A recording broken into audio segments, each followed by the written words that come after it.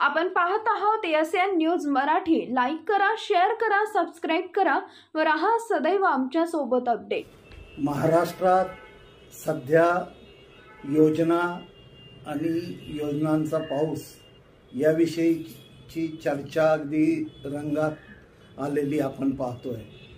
त्यात अगदी रिक्षा चालक, टॅक्सी चालकांचं महामंडळ असो अथवा ज्येष्ठ नागरिकांसाठीचं महामंडळ असो, अशा अनेक योजना समाजातील सर्व घटकांना, अगदी शेतकऱ्यांपासून शेतमजुरापर्यंतच्या तर योजना मुख्यमंत्री एकनाथराव शिंदे, उपमुख्यमंत्री देवेंद्रजी फडणवीस आणि दुसरे उपमुख्यमंत्री अजितदादा पवार यांचं सरकार जाहीर करतंय, त्याची अंमलबजावणी करते।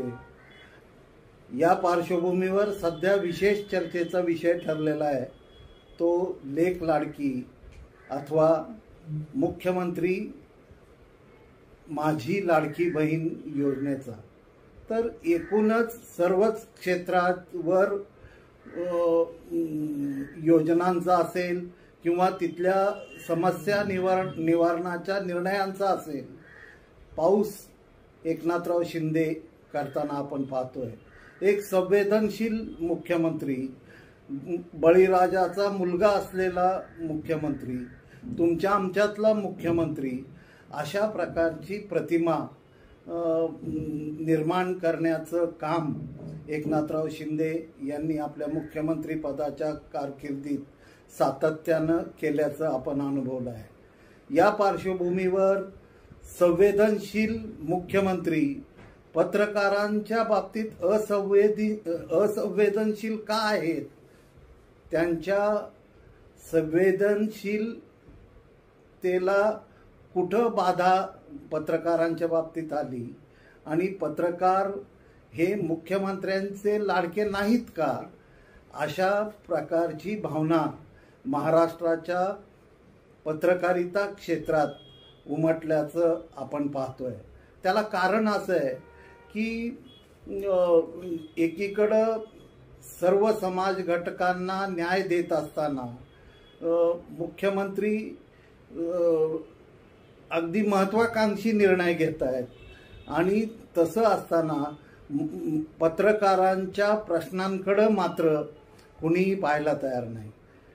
साधं उदाहरण सांगावंसं वाटतं की आपल्या राज्यातल्या ज्येष्ठ पत्रकारांसाठी जी शंकरराव चव्हाण पत्रकार कल्याण निधी समिती आहे, त्या समितीच्या माध्यमातून ज्याला पेन्शन म्हटलं जातं, असं सन्मान मानधन दरमहा 11,000 रुपये दिलं जातं।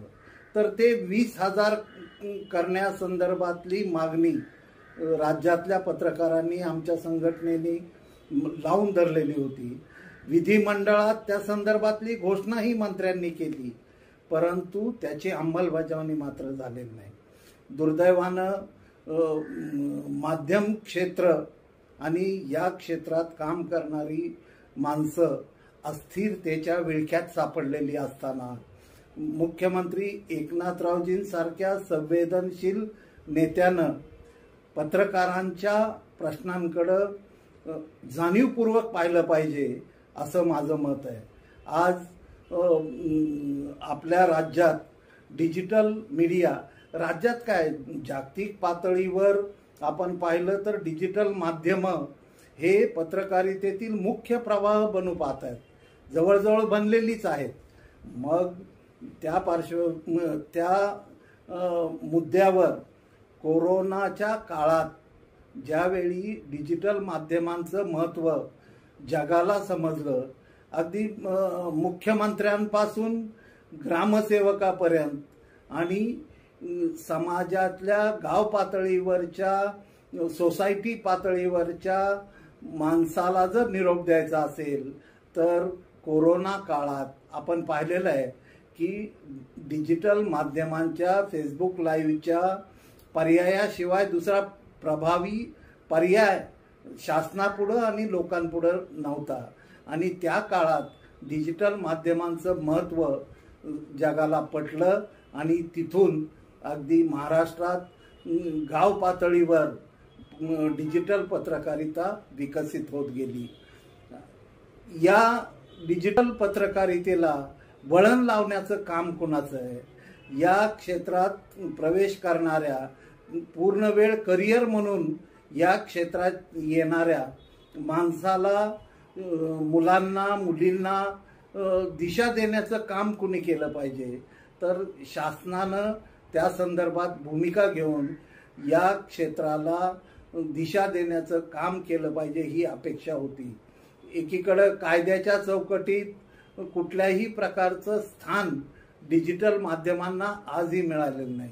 की नोंदणी कशी करायची, नोंदणी केली तरी पत्रकार म्हणून तुम्हाला कोण मान्यता देणार आहेत, असे असंख्य प्रश्न आहेत. या प्रश्नांना संवेदनशील मुख्यमंत्र्यांनी खरं ठोस उत्तर हे शोधायला हवं, अशा प्रकारची भावना माझ्यासारख्या पत्रकाराची आहे. आज जे प्रस्थापित पत्रकार आहेत, कारण या क्षेत्रात आपण जर पाहिलं तर स्थैर्य राहिलेलं नाही. म्हणजे कंत्राटी पद्धत नोकऱ्यांमध्ये आल्यामुळं जोपर्यंत उमेदीचा काळ आहे तोपर्यंत तुमची पत्रकारिता आणि तुम्ही हे लोकांमध्ये असता, तुम्ही स्वतःही रमता आणि आपल्या कौटुंबिक स्थैर्याकडं आपलं दुर्लक्ष होतं, हा सार्वत्रिक अनुभव आहे. त्या कारणानं माझी लाडकी बहीण म्हणणाऱ्या मुख्यमंत्र्यांनी माझा लाडका पत्रकार म्हणू नये का? आणि ते त्यांनी म्हणावं. म्हणूनच त्यांना आवाहन करण्यासाठी की देशात राजस्थान सरकारनं